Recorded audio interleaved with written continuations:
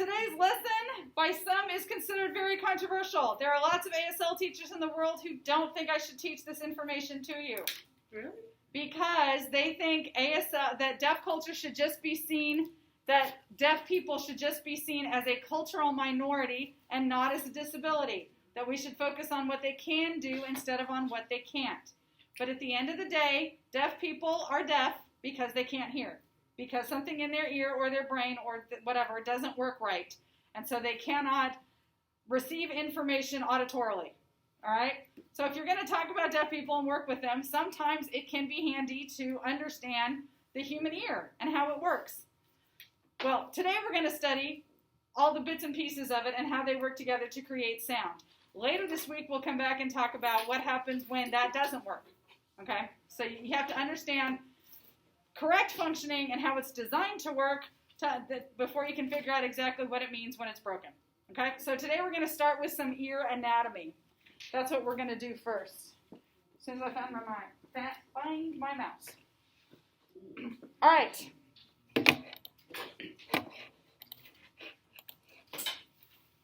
You have this diagram. I gave you guys here in class, I gave you a piece of paper. If you can also do this online. Online kids, you should obviously do it online. But there is a Google slide version of this same sheet. If you want to do it on the computer, you can do that too. Okay.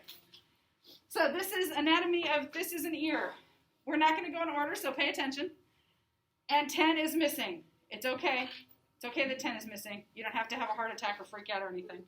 10's missing on purpose. Oh. I know. Some of you are like melting down. It's okay. It's okay. There's no number 10. I took it off because it's not really relevant. All right. Does anybody know this outside bit of your ear? Anybody know what that's called? I know anything. Okay, well now, great. You don't know anything about your ears, well now's a great chance to learn. The outside of your ear is called the pinna. P-I-N-N-A. That's number 2. That's this whole outside bit of your ear, the part that sticks out. The part that everyone looks at. No two pinnas are alike. They're like fingerprints where everyone's is unique. They're also called auricles. A-U-R-I-C-L-E is another name for that as well. But pinna is usually what we call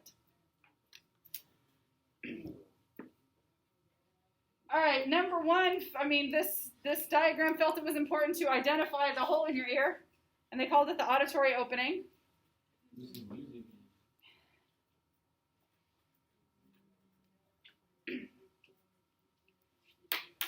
The only thing you should be sticking inside the auditory opening is your elbow. Huh? Huh? The only thing you should put inside your ear is your elbow. I don't think it's fun. You can't, which is the point. You shouldn't be sticking anything in your ear. That's the point of this story. Okay. That's what we're trying. What? But it's funny to watch all of you try because you're like, wait, what? Yeah. The whole point is you can't. So don't stick anything in your ear. We'll talk about that more later when we talk about why the ear's broken. All right. So you have your pinna. There's a hole in the side of your ear. And then what is this part right here? Ear canal. That is your ear canal. That's... Sorry, I took your desk. Go sit back there up here or something. All right. There are a couple different names. You can call it your ear canal, your auditory canal. The official name for it is your external auditory meatus. No, is that number 6? What is this? That's number 6. Yeah, the real fancy name for it is external auditory meatus. I'm not going to make you call it that. Auditory canal or ear canal is fine. Auditory.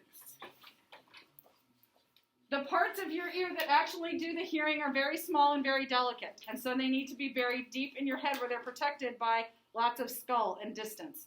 But we need to get the sound to all of this where it does the work, so that's what your auditory canal does. Your pinna sort of gathers the sound and sends it to through that auditory canal to where this stuff is safe inside your brain. Not in your brain, but deep in your head. All right, what is at the end of your auditory canal? I don't know. It is a membrane. It's called the tympanic membrane. Number 12 is your tympanic membrane. What is tympanic? What does that make you think of? Panic. A timpani? Membrane. The fancy name is tympanic membrane. The more common name is your eardrum. Wow.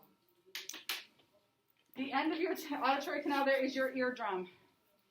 It is a very thin layer of skin there that closes that canal off. That's why it's like a drum, because it vibrates like a drum head. It's so thin you can see through it. When the doctor looks in your ear, one of the things he's doing is looking through that tissue to see inside your middle ear. Oh, and by the way, this is the line between your outer ear and your middle ear. That's the dividing line there. So all of this is your outer ear.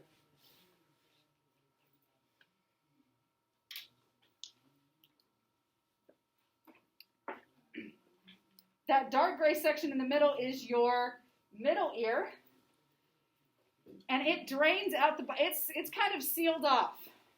It's sealed off on both ends, but it is full of air, or it's supposed to be. And because this needs to, like I said, to be clean and move around, these bones need to be able to move. So your eustachian tubes run from your middle ear to the back of your throat. Is that 11? That's number 11. And that's what opens and closes when your ears pop. Right? When you're up in an airplane or driving up in the mountains, or when your allergies are bad and then suddenly like you yawn and your ears pop and you're like, oh wow, I feel better. That's because that's the pressure equalizing inside that middle ear. And your eustachian tubes run to your throat. Like I said, to the back of your throat, this way. That's why sometimes you sneeze real hard and your ears hurt. It's because you're stuffing snot up into your middle ear. I know, gross. I know. It's nasty. That's why I was saying, this should be full of air, but when you get sick, sometimes it fills up with fluid. And that's why you can't hear when you're all congested. All right.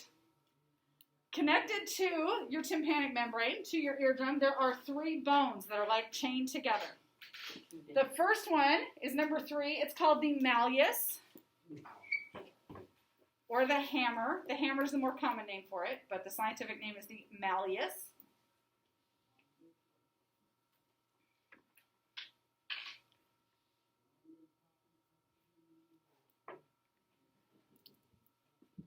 The second bone, which is number 4 on your diagram, is the incus, I-N-C-U-S, incus. That's also known as the anvil, because that's what it looks like, a blacksmith's anvil. So a hammer and an anvil, those go together. That's how you make horseshoes. Make horseshoes. And the last bone is number 9. That's the stapes. Not staples, stapes. Not staples, stapes. I'm sorry, what?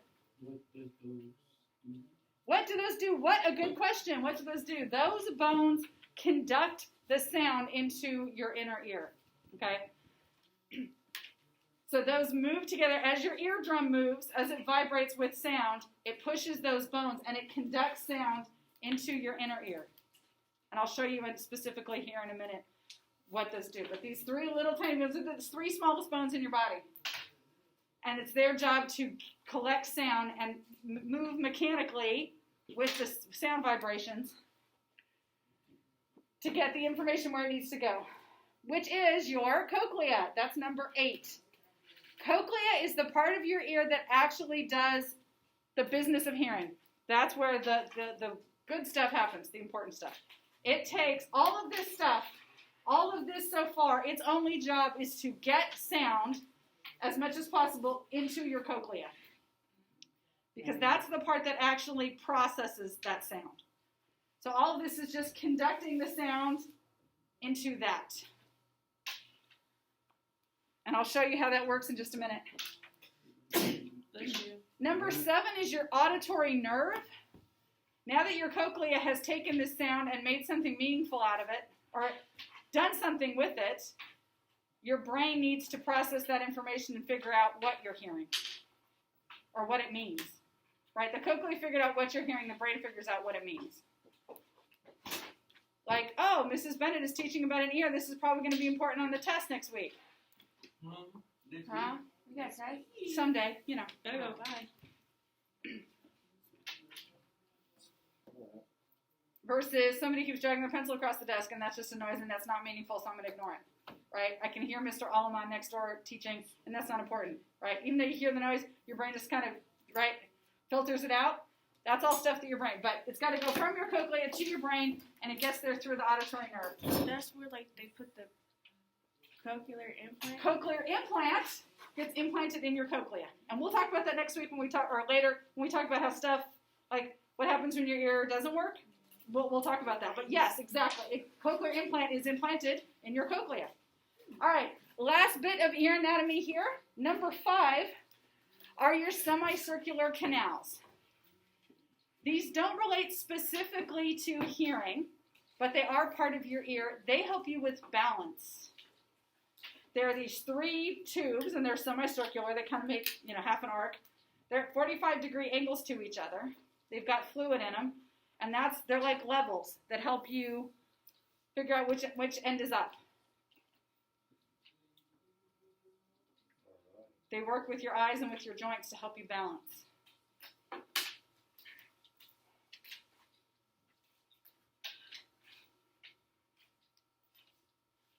All right?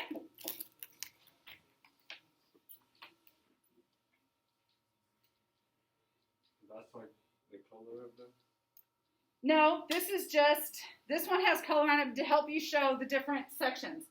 So from your pinna, which isn't labeled on this particular diagram, but that's what that is, your pinna, your auditory canal, and your tympanic membrane, all of this is your outer ear. Okay? This red part and these bones here in the middle, that's your middle ear. And then this purple, the cochlea, the semicircular canals, and those nerves, that's your inner ear.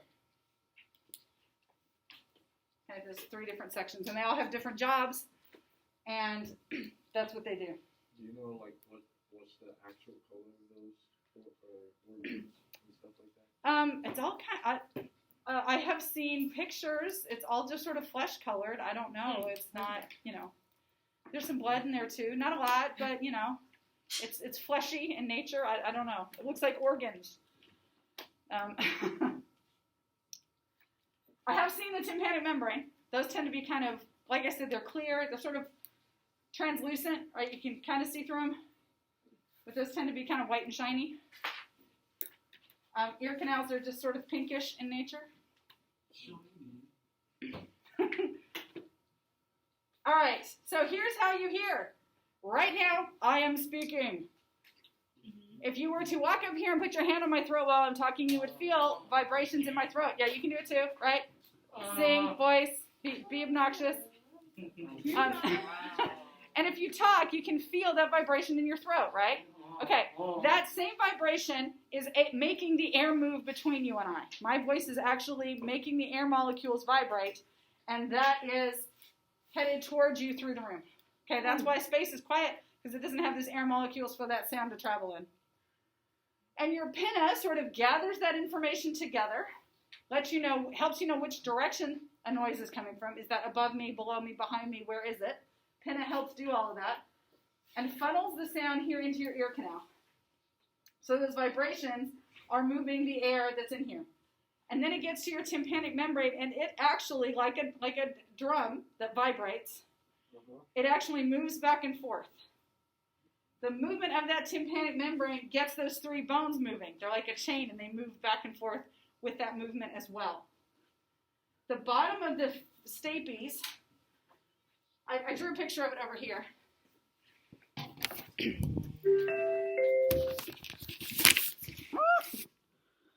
Sorry if I made you seasick. Okay, stapes over here. This bottom part of it, the more common name for it is a stirrup, because it looks like on a saddle.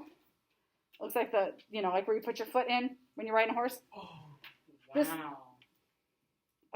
This bottom part here fits in sideways to the side of the cochlea. There's actually the side of your cochlea right there is much thinner, so that this fits into it. It's called the oval window, because this is oval. And as those bones move back and forth, it pushes into the side of the cochlea.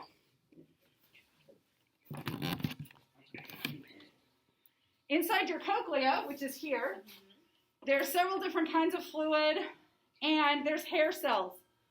And they're like kelp in the bottom of the ocean, and they wave back and forth. So as I'm talking, those hair cells are moving, saying, I hear Miss Bennett's voice, and here I am, moving back and forth. And the cochlea actually turns that mechanical motion into electrical signals. That's what does the process of hearing.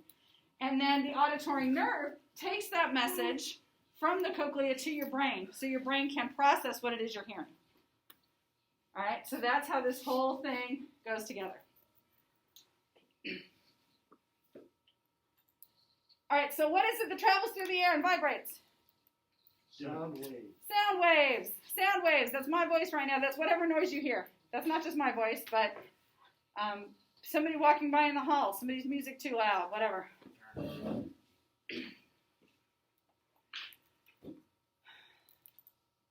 And and that causes your tympanic membrane to vibrate. What's the other name for your tympanic membrane? Eardrum. Your eardrum.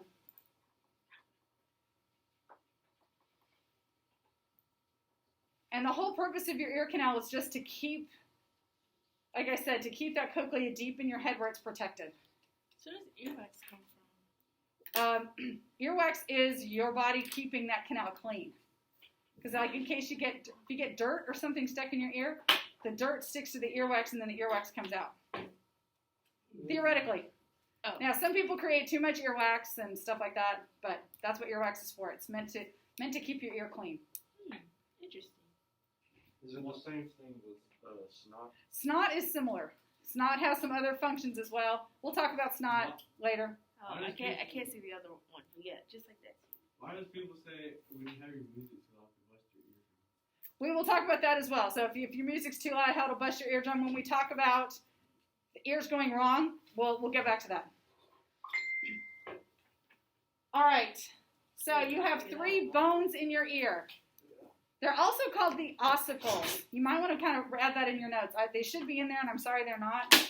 But write that in there somewhere. Sorry, I'm done.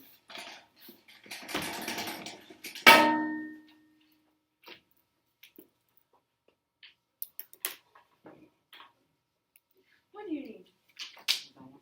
You should be paying attention. Okay, if you have a fan that turns back and forth this way, it's called an oscillating fan. Okay, it oscillates because it moves back and forth. So these are ossicles because those bones move back and forth. Hence the name. Ooh, online can't see that at all. Just give me a second.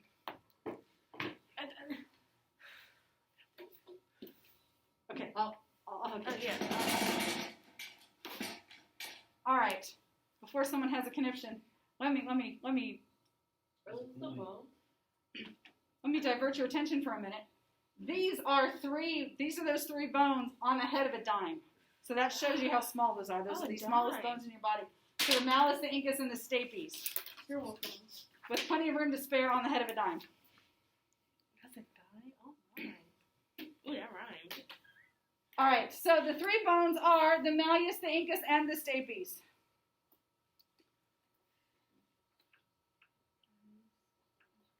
If you need MIS to help you remember, that's the order they go in.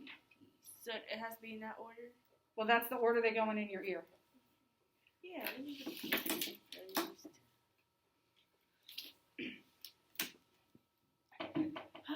And they conduct sound to where? The what's it called? The cochlea. Yeah, that. Okay. Now, the word conduct is very important. Think about, like, if something is conductive in chemistry, that means electricity can pass through it, right? So that's conductive. This is conductive, like it's carrying sound through it. A train conductor gets you from point A to point B, right? He helps make sure you're on the right train and you make the right connection and that you're taken care of while you're on the train. He's conducting you carrying you from one place to the other.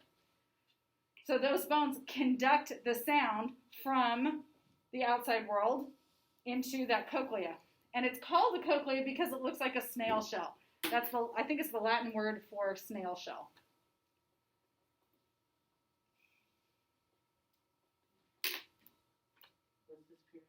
All right.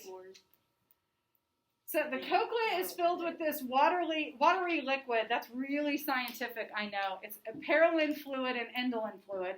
It's not really important. There's goo in there, okay? There's this liquid stuff in there. Okay. The detail's not really important. There's actually 3 different channels inside there, and we're not going to go into all these details. Because I'm not going to make you do surgery in an ear anytime soon. We're just going to learn the basics here. And inside there, inside the center tube, there's these hair cells. So it's just like the hair on your arm. Just like the hair on your arm helps you feel temperature and, like movement and stuff like that. These hairs in your ear, they're not really hairs, but that's what they look like because the way they stick up like that. Stand up in there. And so as those bones move, so the tympanic membrane moves as the air moves, and then the bones move, and then the stapes pushes on the cochlea and makes waves inside that fluid, right? And then that makes the hair cells wave in the breeze, like kelp in the bottom of the sea, okay? So they move in response to the vibrations coming from the middle ear. So you got those vibrations moving back and forth. Those hair cells move because everything in the middle ear is moving. The tympanic membrane is moving, the ossicles are moving. All of that movement, ta-da, gets to the hair cells.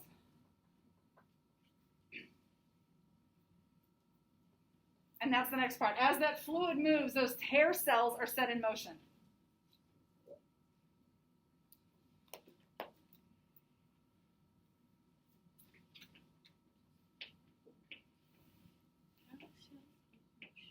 And then the part where you actually hear is where the cochlea converts that motion into electrical signals.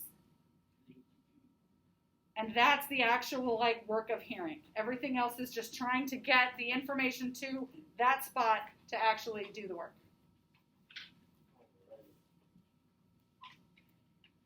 And by the way, this is a cochlea and set of semicircular canals. This is an inner ear in comparison to a dime. So again, inside of your ear, little teeny tiny.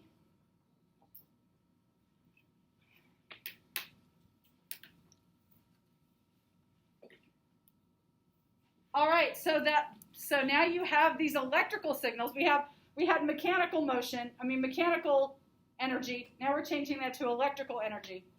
And the auditory nerve carries those electrical signals to the brain. And then your brain figures out what it is you're listening to.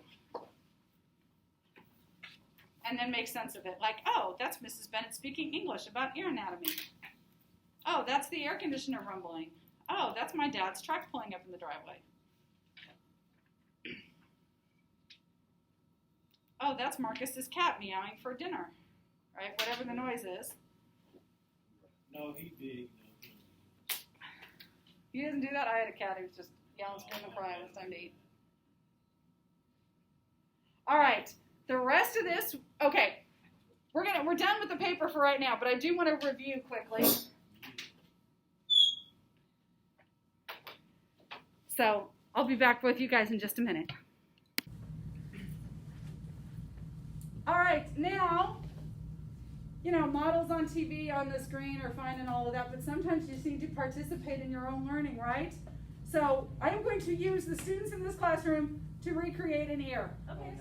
Oh, Lord. Okay, so I need some volunteers. Here, come on up. Now, you will be on tape, so as long as you're okay with that. I didn't wear makeup tonight. That's okay, you're beautiful. All right, what was the first part of the ear? Penis. The pinna. All right. What? No, what? Pinna. Pinna. Pinna. Kick him out. All right, what does the pinna do? It tells you where It is. You put earrings on it. It helps you. It helps you know where things are coming from. It gathers sound, right? So you're going to do this way, and then you're going to gather sound. Awesome. Okay, now come stand right here. Stop. All right, now just wait. Now what came next? The ear canal. Okay, I need an ear canal. I got you, Liz. Okay. What does the ear canal do? What number was Guide that? the Okay, it brings the sound to the auditory canal, right? So it helps. So you're gonna just be this pathway here from. So you're gonna stay here, and then you're just gonna conduct the sound into the ear. All right, very good. Now you can just wait. You can put your hands down. That's gonna be well. What's at the end of the ear canal? The membrane. The tympanic membrane. Okay, you want to be tympanic membrane, you're going to be awesome at this. Come on down. All right, so all this noise as we're talking makes the tympanic membrane vibrate back and forth. Wait, what is Yes, this way. Okay, so she's moving back and forth. By the way, okay, you can stop. By the way, if you've ever like been underwater or whatever and heard your heart beating really loud in your ears, that's because there's blood flowing through the tympanic membrane, and that the water's making you hear it. How about when water goes in your ear? I'm sorry, what? How about when water goes in your ear? Yes, that's it. It comes up into the tympanic. All of this fills with water up until the tympanic membrane, and then she says, "No, wait, stop! You can't come any further." Oh, So that's part of its job. That's part of her job. What about water getting trapped in? Well, we'll talk about that later. We'll talk about that when we come back and talk about things going wrong. We'll talk about when water gets trapped in your ear. Okay, I need 3 ossicles. What's that? Yep. Marcus. Alexis. No. Isaac. Oh, come on, just Come on, Isaac. no one cares. Y'all are gonna no like. one cares. No one cares. Come I'll on. give y'all freedom of yours if I come up. All right, I have 1.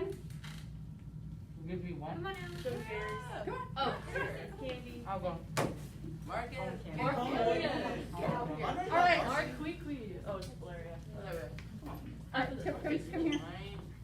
Okay, so put your hand on Hillary, and then shoulder, shoulder, and then shoulder, shoulder. So if the tympanic membrane's vibrating back and forth, and you should kind of turn sideways. Then what happens? Then Jamie moves back and forth, then that makes Isaac move back and forth, which makes Valerie move back and forth. Okay, so the pinna gathers sound. It goes through the auditory canal, which makes the tympanic membrane vibrate, which gets the ossicles vibrating. What's at the end of the ossicles? The snail thing. The snail thing, which is called Oh, the cochlea. the cochlea. Marcus, come to your cochlea. Come on, Marcus. I gotta move, I'm running out of room. Yay, I'm up here. Are you? I'm the little. Okay, so what was inside the cochlea that made us hear? The fluid thing? Fluid and Hair? the hair cells. So you have to be the hair cells moving back and forth. All right, and then what was the last part? I don't know. I don't have my paper. The brain. The brain. Before the brain, how does the information get from the cochlea to the brain? The sinuses thing? So we're back to the throat? The auditory nerve. Okay, Greg, come up. will you come to your auditory nerve? I'll have her to your auditory nerve. All right, so the auditory nerve sends these signals to the brain. So you're going to send it to the brain. Send it to the brain. Good job. All right, now let me get out of the way and let our ear do its Wait, thing. The without you pinna gathers sound. The auditory canal funnels it into the tympanic membrane, which vibrates with the movement, which gets the ossicles moving. The ossicles then pushes on the cochlea, which makes the hair cells move. And then the auditory nerve sends it to the brain. All right. Yay, good job, Ear. Everyone's about no. Yeah, we did it. All right, we're going to come back later and break that ear and then see what happens. We're not going to break the people, we're going to break the ear. But that's what's coming next.